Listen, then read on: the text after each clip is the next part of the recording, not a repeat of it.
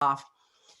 So there are a lot of sleep issues that pop up in Parkinson's and other related type of like the atypical Parkinsonisms. They have a lot of these similar type of sleep problems. But one of the interesting things about sleep is that this can actually be one of the earliest symptoms of Parkinson's disease.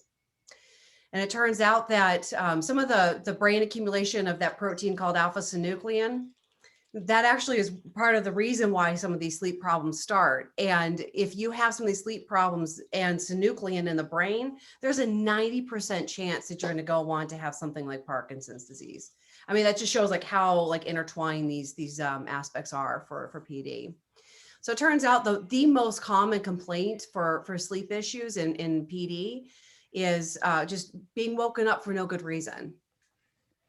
You know, there's just a lot of interruptions and fragmentation of sleep during the night. And so I always ask, you know, well, do you know why you woke up? And a lot of times it's like, I don't know. I just don't know.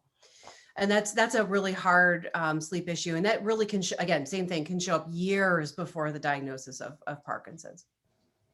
Another really big complaint that we hear a lot is daytime sleepiness. So, I mean, but we're talking like excessively just tired during the day. And it's a combination and what could be hard to tease apart is it just the fatigue that comes with Parkinson's, or are you really sleepy? And that's part of the job of, you know, working with your neurologist to try and figure these things out, because we treat them a little bit differently. So just kind of keep that in mind, that they're, you know, I get told it's like this wet, heavy blanket that just kind of follows you all day long. And so that's really what we're talking about here. And then that daytime sleepiness is just complicated by other sleep issues that come with Parkinson's. So you can have insomnia. So you can be excessively sleepy during the day and then have insomnia at night. So it's just this like double-edged sword here. And sometimes this is happening because the sleep cycle actually gets flipped in the brain because of the Parkinson's issues that are ongoing in the brain. And then on top of that, some people just wake up too early in the morning and just can't get back to sleep. I mean, this is, you know, really annoying for a lot of people, really disrupts the sleep and can disrupt the entire day because of that. And then there are just primary sleep problems that you can have with or without Parkinson's disease. So this REM behavioral sleep disorder. So this is when people move around in their sleeps. They act out their dreams when you should be laying still and getting rest. Usually people that are experiencing this don't know they're going through it, but their bed partner sure does, because usually there's a lot of moving around, sometimes moaning or yelling out at night too. And even though you may not know this is going on, it still is interrupting good quality of sleep and can keep people from getting a good night's rest. Another type of syndrome is this restless leg syndrome. So it's kind of the same thing, but usually people know this is going on. It's a very uncomfortable feeling in your legs, like you just can't get settled. It can really prevent people from getting to sleep.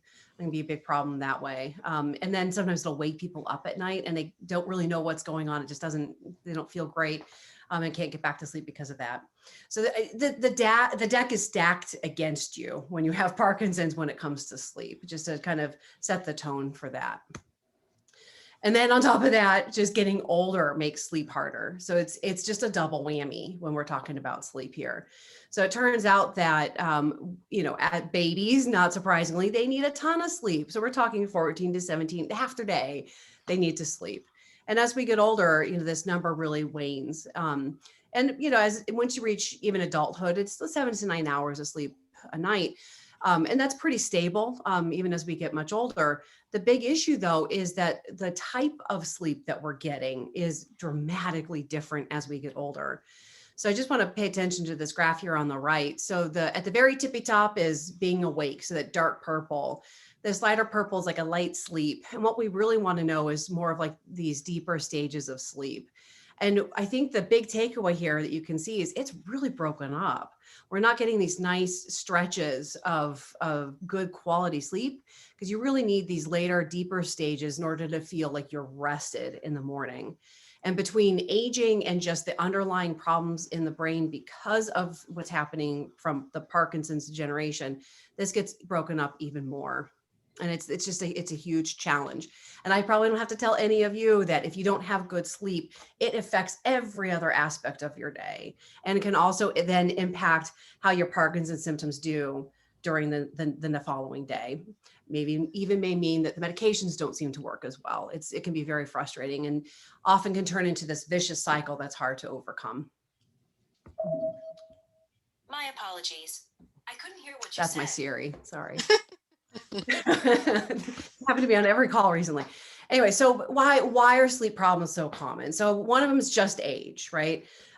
So it turns out that 80 to 90% of people with Parkinson's experience some type of sleep disorder. So that's actually what I wanted to know from the group here. Is that number right? Are we really at 80 to 90%? I think we probably are. And it's because all of these factors you see listed here are contributing. So there's just disruption in sleep cycles. So the circadian rhythm gets messed up. Just simply having tremor in the middle of the night, things like, or dyskinesias in the middle of the night. These are things that will also interrupt with sleep. Other autonomic dysfunction. So this is blood pressure issues, urinary issues, all these things can contribute to the night. So this is referring to medications we may be giving to you that may actually be interrupting with sleep. This is in the brain. So the centers that control your sleep and wake normally are actually not working well because of Parkinson's. And that's what's flipping the sleep cycle and disrupting the circadian rhythm. And then on top of that, there's just a risk of having a primary sleep problem like the REM behavioral sleep disorder or restless leg. I mean, this is probably not even everything, but you can see there's just a lot working against someone who's trying to get a good night's sleep if you have Parkinson's underneath all of it. So, okay, fine. There's a lot of problems. So what can we do about it? So, I mean, start with the easy stuff first. We always try and work on the non-medication ways of trying to help someone with sleep. So one of the big things is keeping a routine. And so actually there was a question that came in earlier. You know, if you're disrupted in the middle of the night, why can't I take a nap to catch up? And it turns out you can't really catch up by trying to sleep extra during the day. And in fact, that's really how you start to get yourself in this vicious cycle of, sleeping intermittently during the day, a little bit at night. And once you start really doing that, it worsens that the circadian rhythm. The goal here is really you need to be sleeping at night, so shift the sleep to night, and so that can be a challenge for a lot of people. But one way to do that is you establish this routine. So that means go to bed at the same time every day, wake up at the same time every day. And I got to say, I just do as I say, not as I do, because this is really hard. It's really hard to do. Surprisingly, and I think what may be a bit of a shock for some people, but exercise actually really helps. So not only does this help keep you awake during the day, just physically moving around, that helps with the sedation that you might experience in the daytime when you should be awake, but it also helps to set that circadian rhythm and then helps you sleep better at night. So there's just win-win-win when it comes to moderate exercise. We'd recommend not doing, a heavy workout right before bed, but doing a little bit of gentle exercise on a daily basis actually will really help in concentrating at night and having a better quality day. Again, the coffee is a big help for me, but the goal here is to avoid these things later in the day. So it's coffee. There are some medications actually that some patients with Parkinson's may be taking, like Amantadine. That shouldn't be taken, later in the afternoon for a lot of people because it can keep people awake. But this also includes things like a partner who might snore or other things that may interrupt a good night's sleep.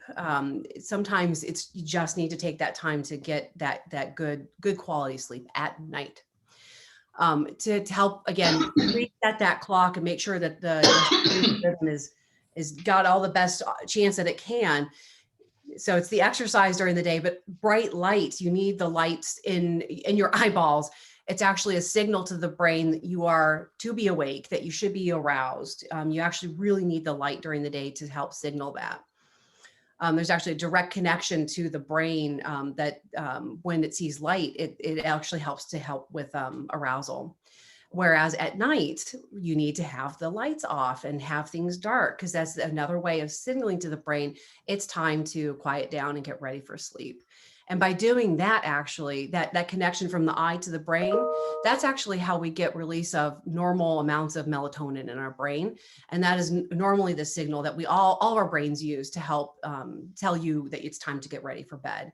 So again, light during the day, dark at night. This may sound like common sense, but it's really hard to do that actually in our modern age where we have electricity and lights on and TV screens and all this all the time.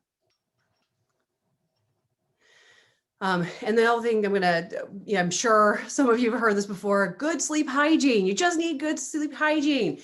And that sounds great. It can be hard to do. These are, again, non-medication ways of really helping with sleep. One of the key things is having a place where you can sleep. So this is, a nice dark room, a comfortable bed, if you need a special mattress. I mean, all these really easy things. But it turns out that keeping the temperature in your bedroom at night a little bit lower actually helps get a good night's sleep too. So, just to think about, start at the very basics here. That's really necessary and it's a foundation for a good night's sleep. As I was saying earlier with this routine, this bedtime routine, the idea is to keep a regular schedule. That's how you kind of train your brain to know when to sleep and when to stay awake. Napping is a big topic. It's important. I actually think that this can be used almost like a medication in some ways. I have prescribed naps before, but you need to use them very wisely and only when you really need it. I like to tell people, if you've got somewhere to go at night, you have an activity that you need to be good and feel good for, plan a nap. It recharges the battery, gets everything ready to go, but you need to plan it and know that it really shouldn't go more than like 30, 40 minutes. That's really just enough to kind of get things restored, get you ready to go back again, and should not, by keeping it to that really small amount, will also prevent you from having it disrupt the night and shouldn't cause any problems in the evening. Another tip that a lot of sleep specialists will say is that if you can't fall asleep quickly, don't just lay there. If you're finding trouble getting to sleep, the worst thing you can do is just toss and turn, look at the clock. It's a recipe for insomnia and a lot of problems. So the idea is that you get up, get out of bed, don't do anything too stimulating. So things like reading a book, other, gentle things like this, and then try to go back to bed and do the same thing. But again, even then, if you have problems and it takes more than 15 minutes, take a break, leave the room, don't even stay in the bedroom, find something to do and then try again. Another issue, and this is a real growing problem, is, the screen time.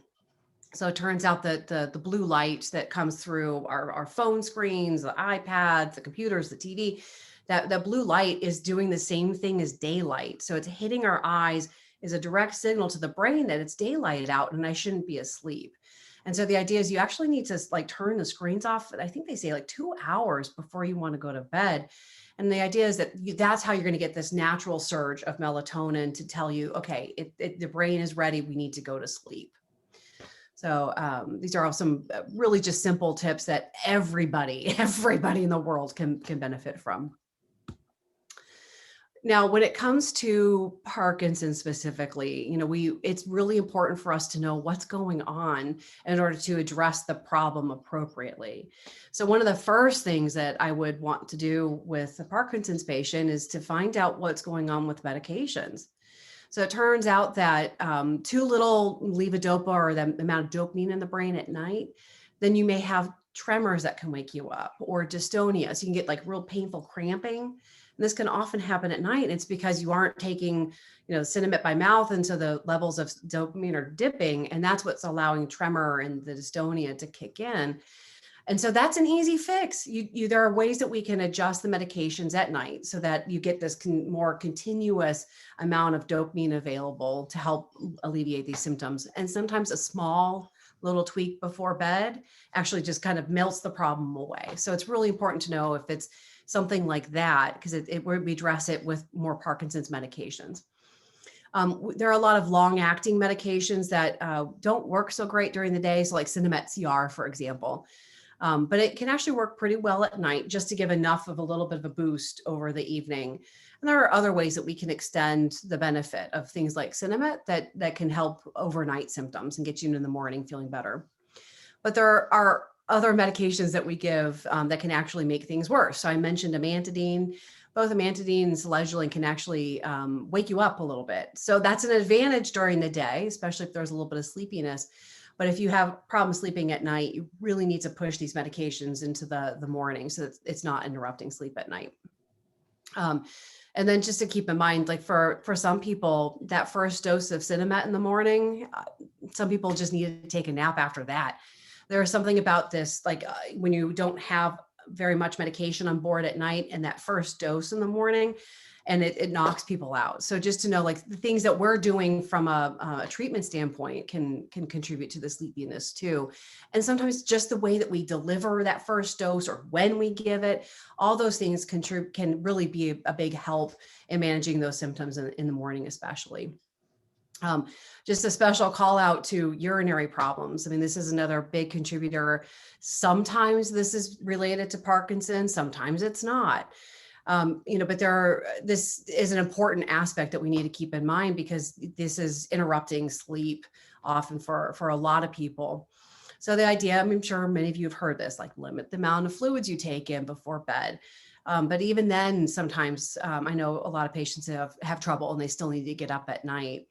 One way is, reduce the distance that you need in order to be able to get to the bathroom at night, and make sure that it's a safe pathway there. It's the middle of the night, you're kind of groggy, maybe not walking so well because meds aren't really kicked in. You need to make sure it's safe and it's easy to get to the bathroom. For some people, that means like bedside commode, for example. But I mean, again, easy things like if you're taking diuretics, don't take them before bed. Just to really make things as easy as possible to reduce the number of trips to the bathroom at night. And it's interesting. There's also a question about sleep apnea. Depending on who you talk to and what resources you read, there's an increased risk of sleep apnea with Parkinson's, or maybe it's no different than the general population. Either way, it's very common, just across the board.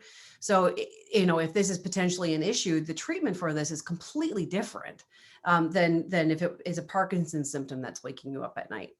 So it's really, I think critical to kind of think about this as a reason for feeling sleepy during the day or not sleeping well at night.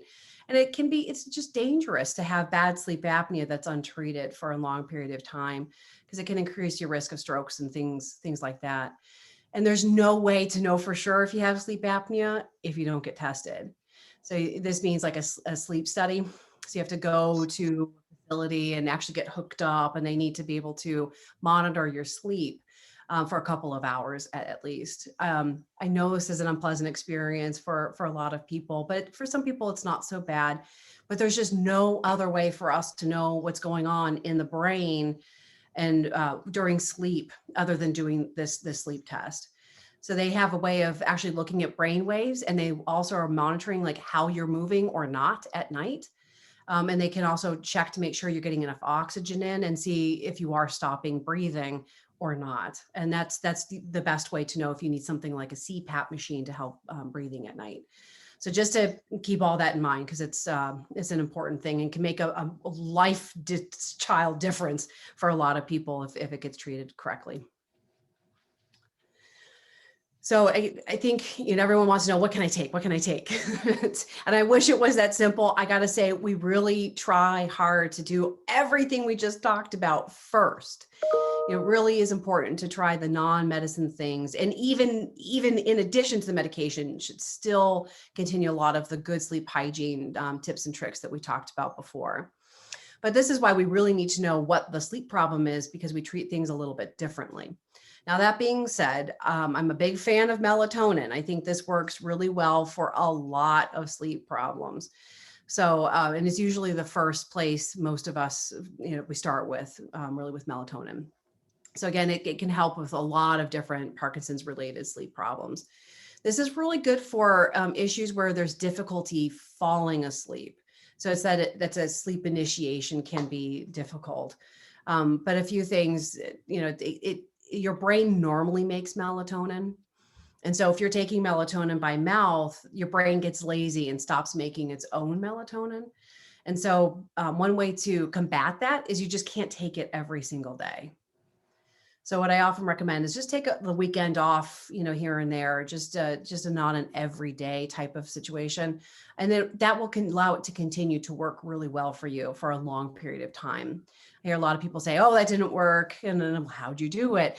And it turns out you need to take, again, not every day, and take it well in advance of bed. So like 1 to 2 hours before you want to go to bed, because of the way it works. So you want to, when the lights are getting low, and that's the signal from the eye to the brain, it's getting dark outside. And that's a natural time when melatonin is starting to increase in the brain. You want to catch that surge, add a little extra melatonin to it, so that's the signal, okay, we're sleepy, it's time to go to bed. So it works very differently than a lot of other sleep medications. There's, some good reason to use things like benzodiazepines. So this is that class of medications that Valium fits into. So there are occasions where this is appropriate to use in Parkinson's disease. So oftentimes you need teeny tiny doses to help with restless leg. It's one reason we would want to do it, especially for people who are moving around so much at night that they're maybe hitting their spouse or falling out of bed or getting injured. We really want to start thinking about trying some small doses of a benzodiazepine. But to bear in mind that there's a potential for addiction there. There can be a bit of a hangover effect the next day, feeling a little bit sleepy from it. This is why we always try to get away with the smallest doses as we possibly can to avoid a lot of that. But for some people, this is the only way to really ensure that they have a good night's sleep. So there's a lot of drugs like the Ambiens, the Lunestas, we call them hypnotics. They work completely differently than all of the other medications we've discussed. This is very, very rarely used for Parkinson's sleep problems. And usually if you talk to a sleep specialist, they're never going to recommend something like this unless you have a very, very serious sleep issue. And either way, we're starting with all the other stuff first. But again, as I was mentioning earlier, just Parkinson's medications need to be taken into account.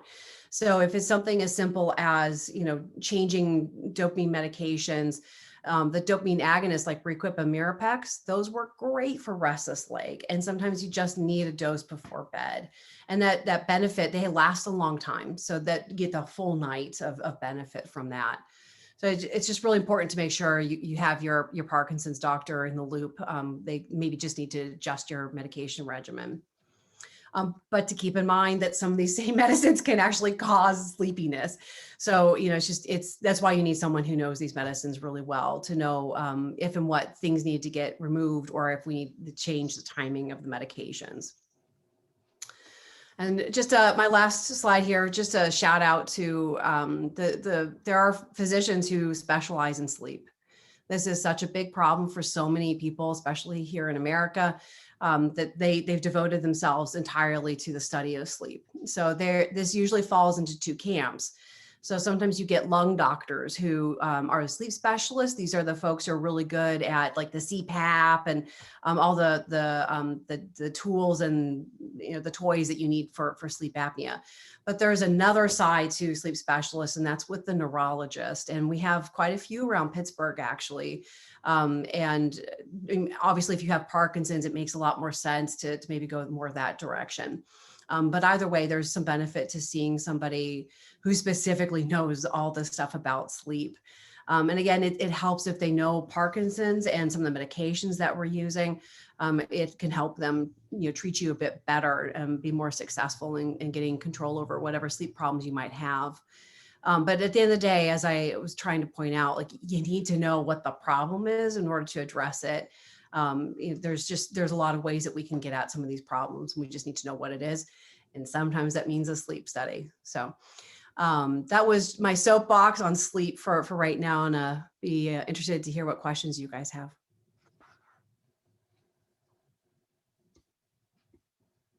Let's See if I could find the chat. David, would you like us to manage the questions in the chat? Yeah, if you don't mind. Okay. Which David, though? We're all Davids on this. Yes. Oh, sorry. I wasn't sure, Dr. Van Laar, if you can see the questions or if you'd like me to. Or Trying Christine to can. find them. So if you don't mind. Okay, I'll start. People sharing. Okay, okay, I will start. I'll wait on the actually I'll start with PFWPA is looking into a program for medical massage.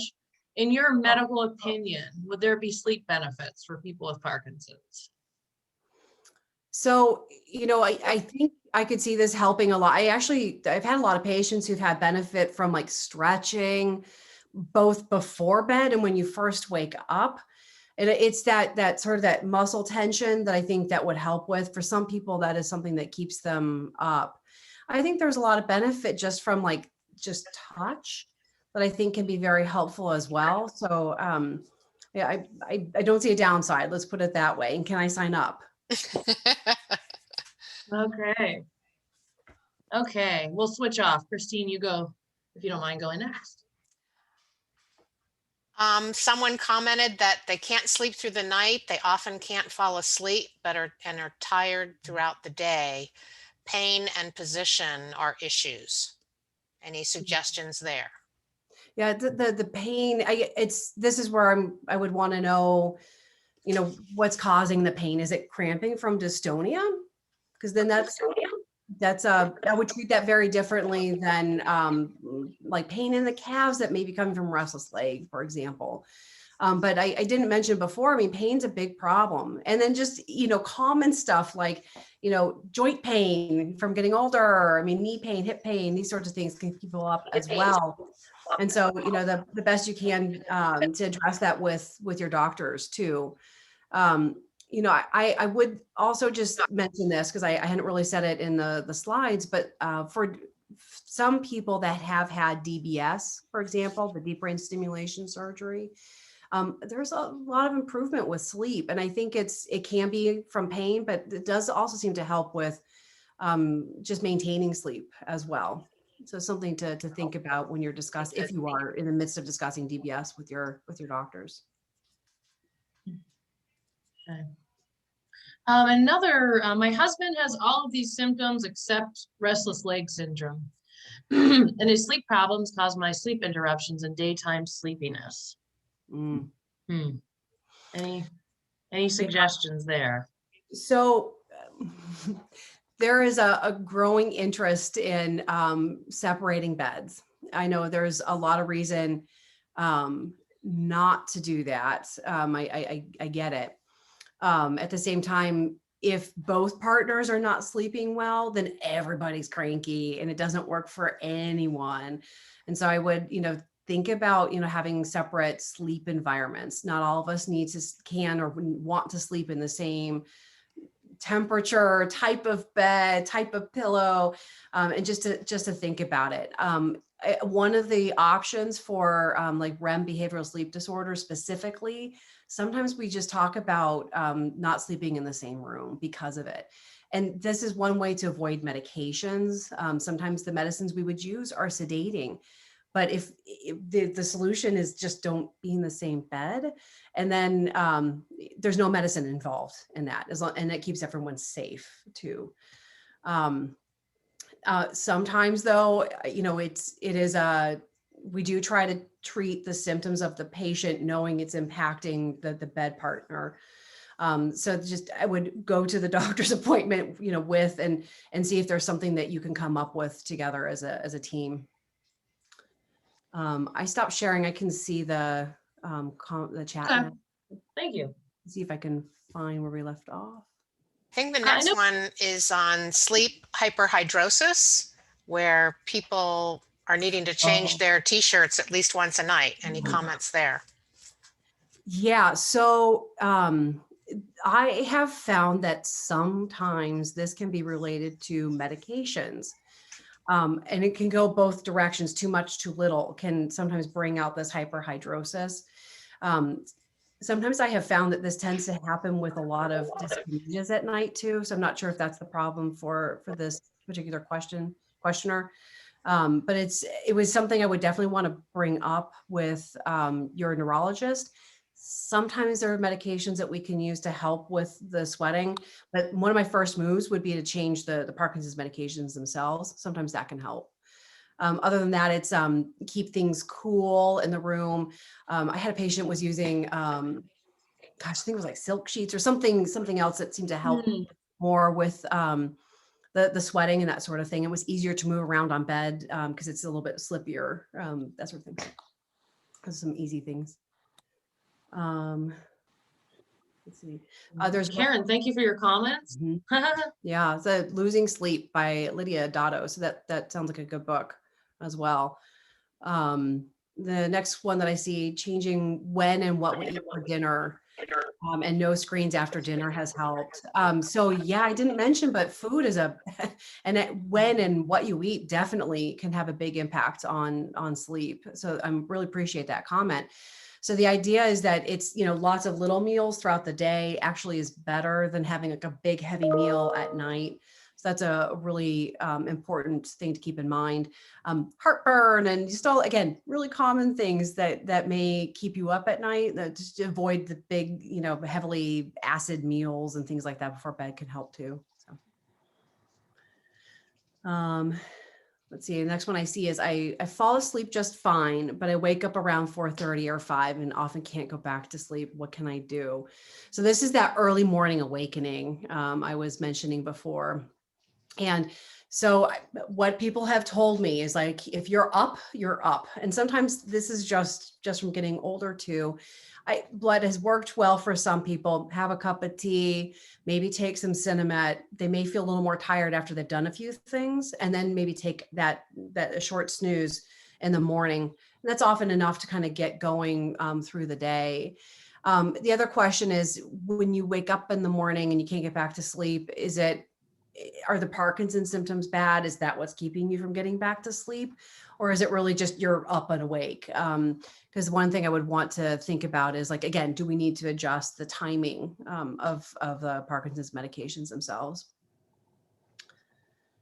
Let's see. Oh, the question about, does a firmer mattress help with the ability to move during the night, or do softer mattresses help with sleep?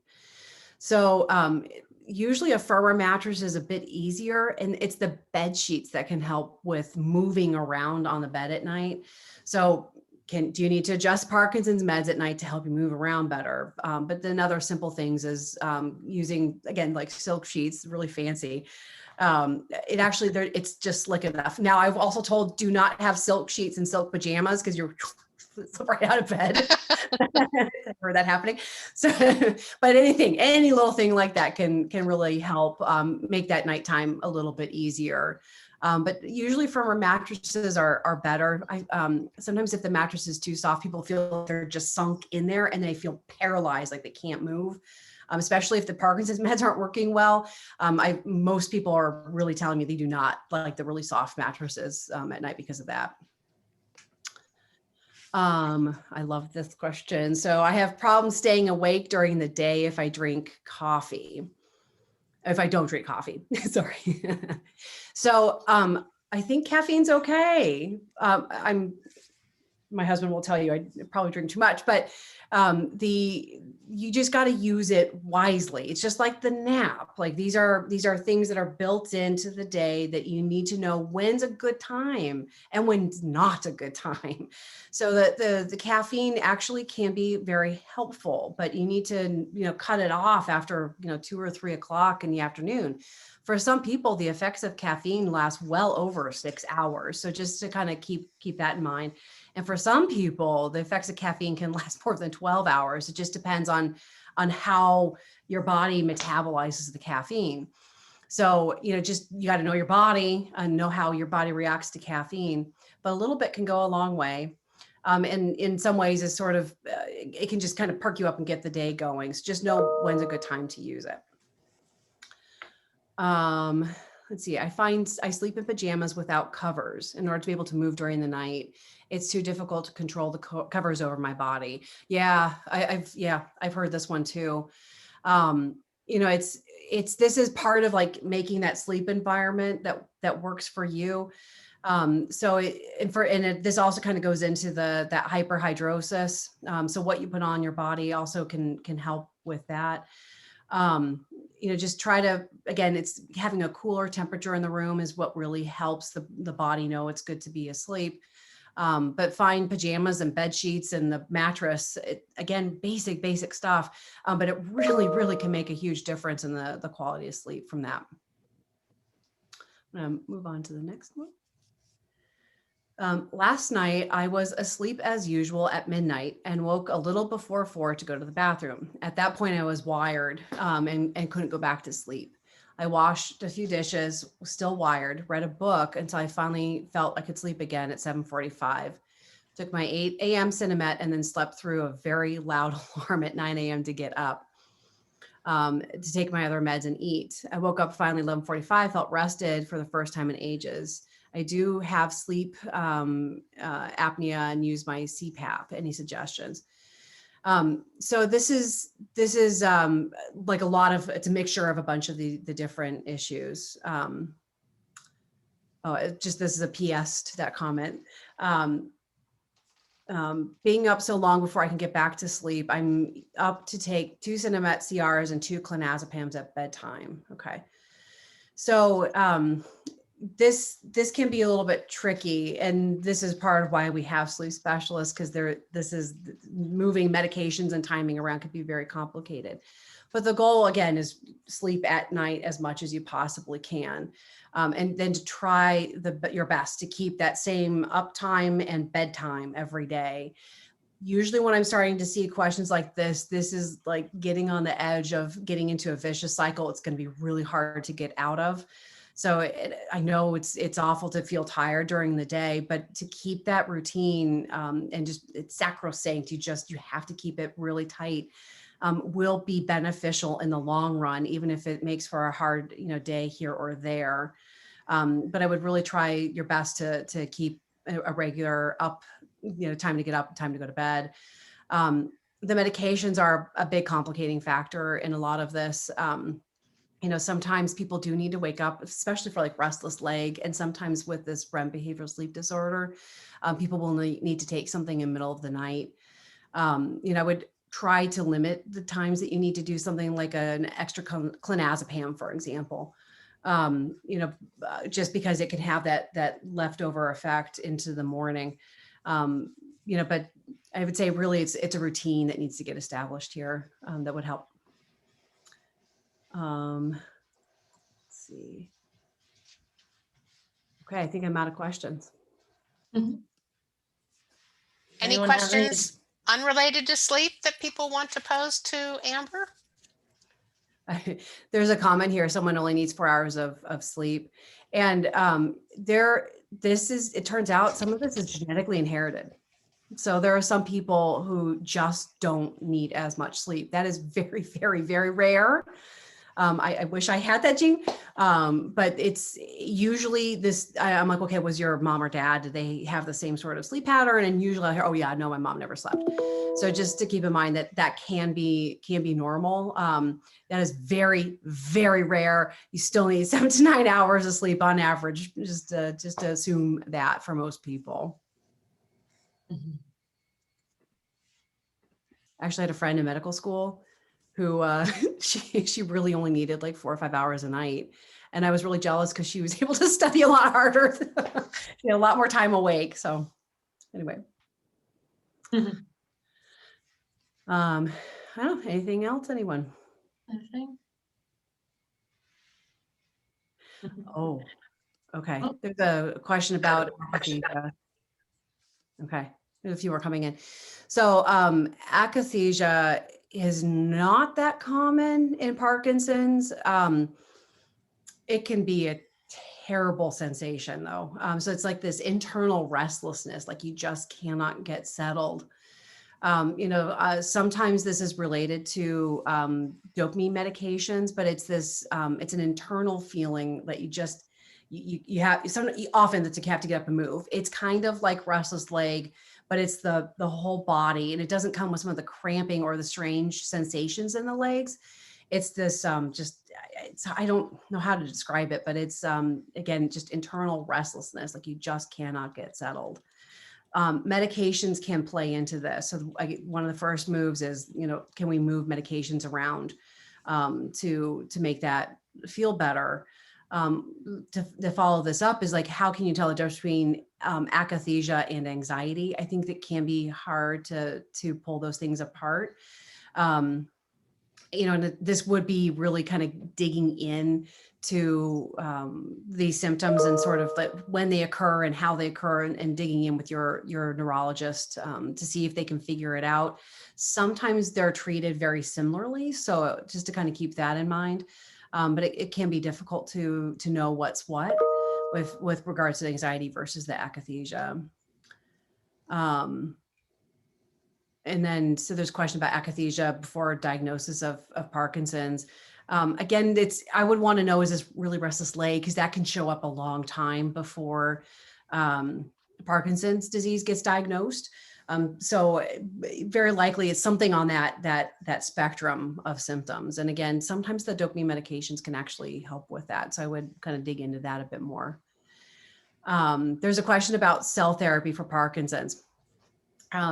I actually do want to do a totally separate talk on both cell and gene therapy. This is near and dear to my heart.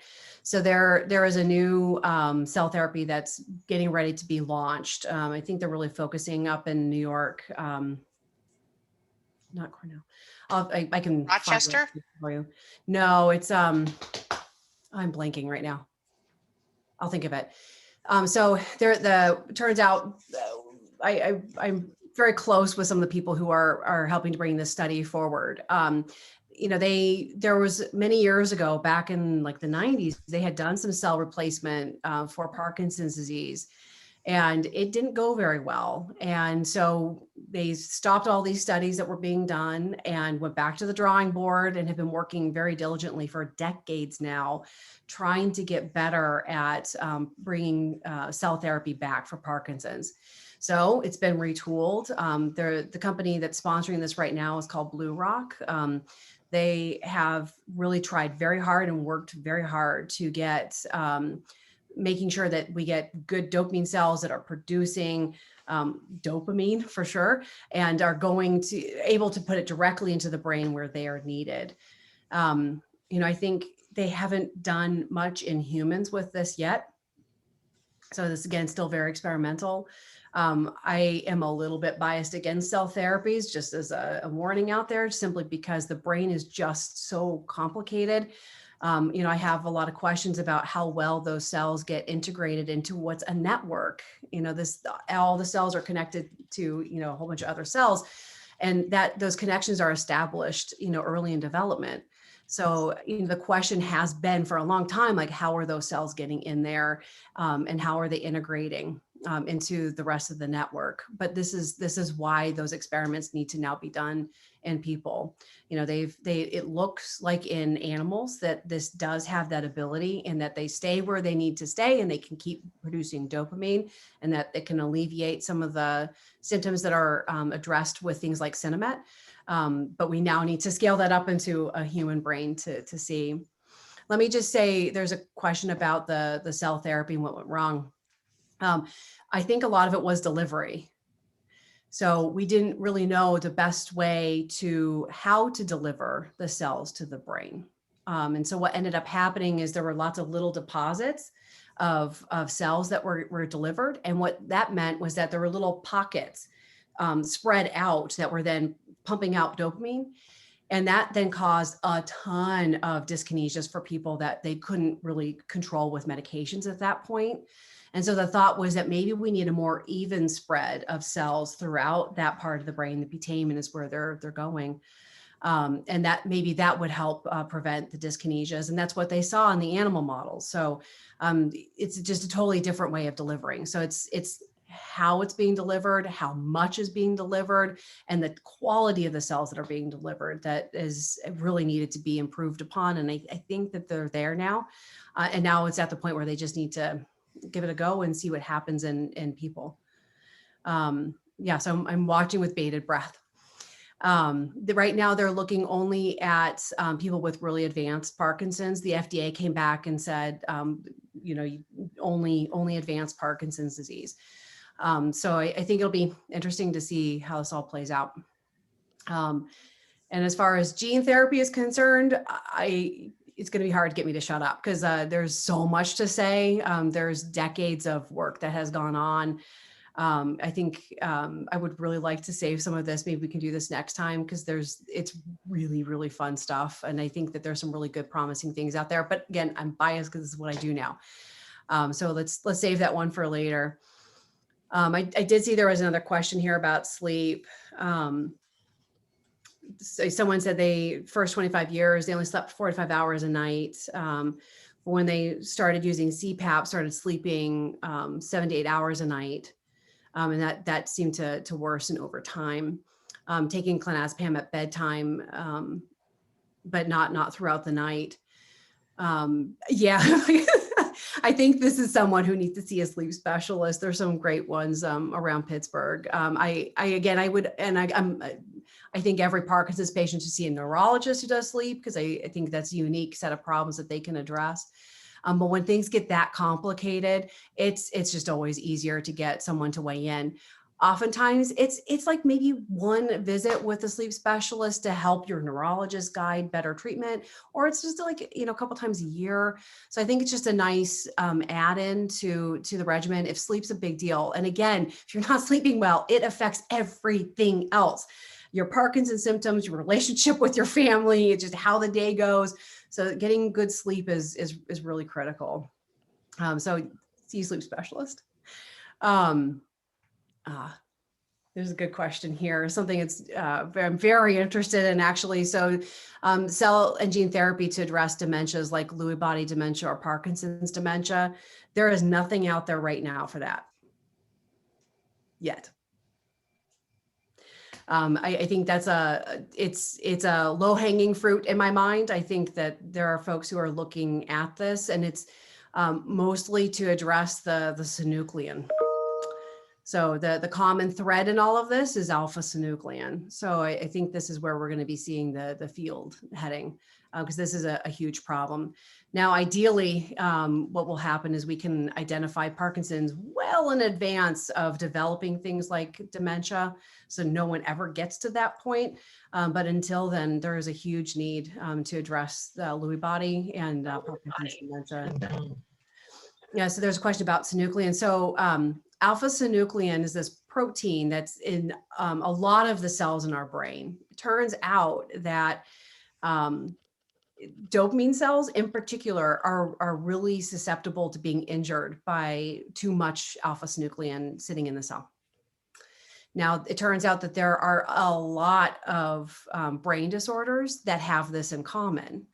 So Parkinson's disease, multiple system atrophy, Lewy body dementia, there's a few others, but they all have this common theme of having problems in handling alpha-synuclein.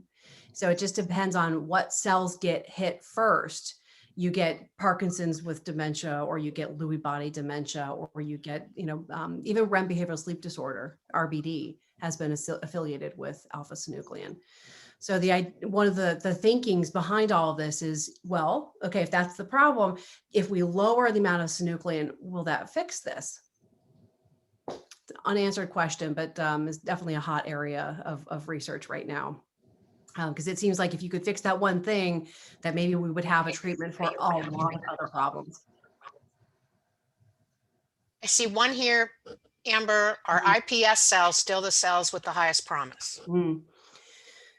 Yes.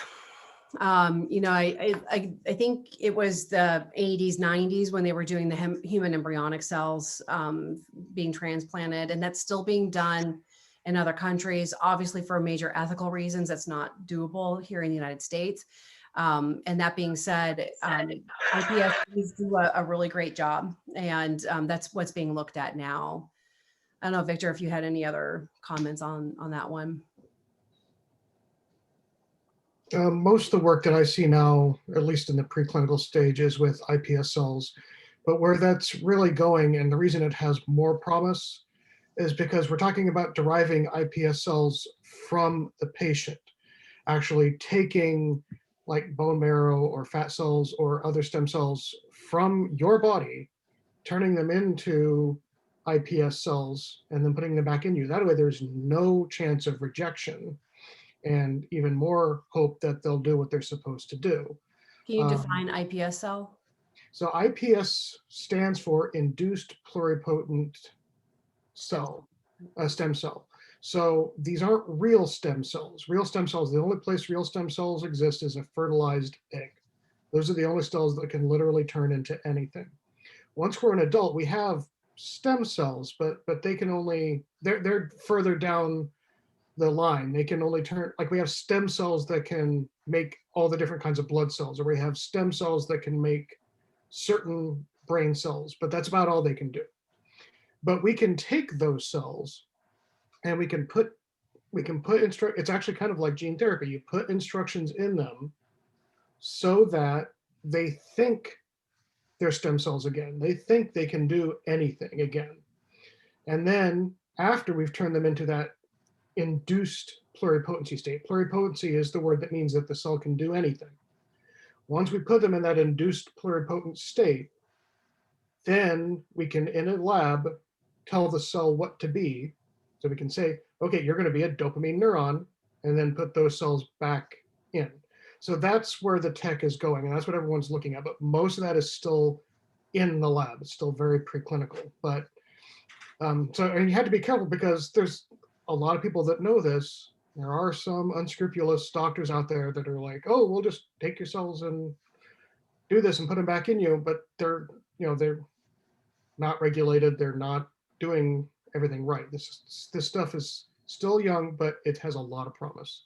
I would warn, it's like a medical tourism is what it's called. So people will sometimes go to these bizarre little countries getting these, radical medical treatments. And usually it means you don't know what it is that they're putting in your body. And there's been actual cases of people who have died from doing stuff like that. If not died, then they had a lot of complications afterwards. So just, I think there's a lot of hope and promise with stem cell therapy, but just be very, very cautious and know that there's a reason it's taking so long. It's difficult to do well. But I love this topic. Mhm. Sounds like an exciting topic that will be coming up. This is a good time. There's so much happening in this area right now for Parkinson's disease. I mean, the race is on, and I think it's just a good time to really bring this up. There's a lot happening. Well, thank you so much, Dr. Van Laar and Pleasure. Victor, for chiming in as well. There's some nice positive feedbacks in the chat. Hey, could I ask one more question, please? Only for you, Oh. David. Oh, thank you. And it's kind of related to the research. Yeah. What are your thoughts on why there doesn't seem to be much new in the pharmacologic or therapeutic type medicines? It's pretty much the same thing we've had forever, just different formulations. I gotta say, it's a frustrating thing. Well, okay, lecturing to medical students, right? So this is one of the first introductions to what is Parkinson's disease, and then we have to go through like what medications we would use, right? The medications are really, the Sinumet's been around since the 60s. The 60s. I mean, we've had some improvements, sort of, but the 60s. So if my grandfather had been a neurologist, he would be using the same medication I'm using today. That's crazy. There is no other part of medicine that's really working like that. And our still gold standard therapy is still Sinumet. It still works, right? I mean, it still works. And then because of that, every other new formulation has been to make a better Sinumet, basically. You know, a lot of the drugs that have been coming out are improvements on things that have been around. I think there's just been so many failures in clinical trials. You know, all these attempts to slow down disease progression with medications just hasn't come through.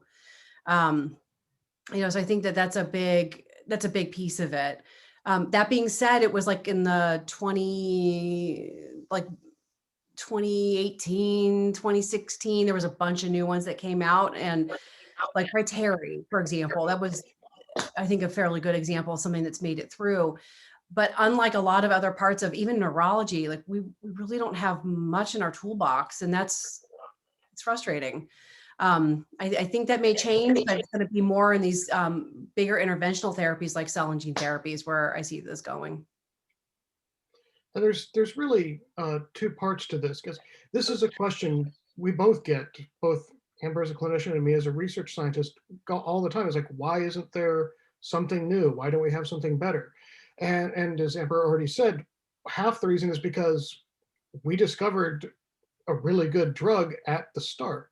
You know, once the work was done to figure out that this was a dopamine depletion thing, well, you just put back the dopamine, and that's what has worked. But it has taken us this 60 years plus to really understand the fact that this is a very complex disease. The dopamine deficiency is caused by the cell death, but we still don't really understand what's causing the cell death. And we're only now getting to the point where molecular sciences is finally catching up with where chemical science has been for half a century.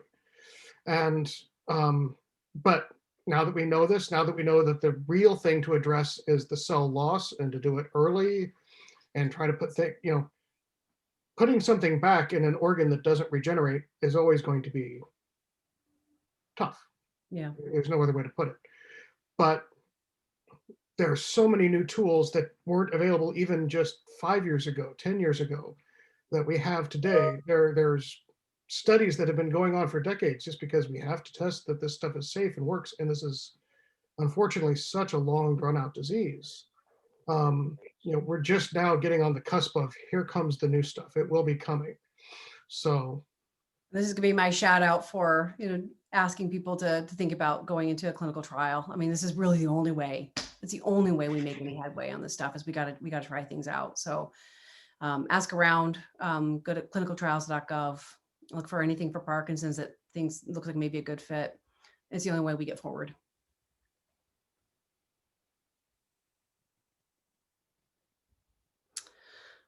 Just, you. I mean, I hate to keep Wow. asking questions here, but kind of along the lines of the genetics of it too, because there might be so many disorders that are called Parkinson disease. You know, I've heard people talking about kind of the boutique pharmacy, you know, the Personalized cocktail medicine. that's different for everyone depending on what the genetics. So I just read this really interesting article. So that the head of NIH made predictions back in the year 2000 about what, now that we've discovered the human genome and we've read the whole thing, here's the next 40 years, what we should expect to see. And he actually expected we would have more personalized medicine by 2010. Number one. You know, I think one of the biggest holdups on that has been reducing the cost of doing gene testing. And we just reached that maybe a few years ago. So just now we are able to better do gene testing on patients. And I would say, like, I mean, what I would tell patients in the clinic, there's no point in doing it right now. It's really expensive. It's all out of pocket. Then you're going to have, you know, this genetic information out there. And what am I going to do different? All I've got is Synomet, right? But that story is very different now. And then I hope in even the next few years, it's even more different.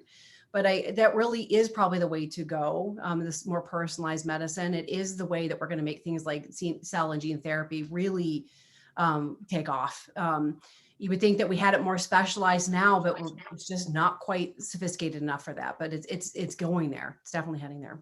I'm hoping we just broke through some dam, and it's going to happen. But we're fingers crossed. Fingers crossed. I could go on, guys. Like, I love this stuff. Mhm. We need to extend your hour. Well, we can save some more for next month though too. Yes, we'll save for next month. April, Parkinson's Awareness Month. Oh, I was Thank gonna you say so that, I much. forgot. Yeah. Is it the? Okay, did you want to say something about it? Oh. Yeah, so Well- no, it's, it's a, wear your little pins and the flowers and everything. It's just good to know, get the word out.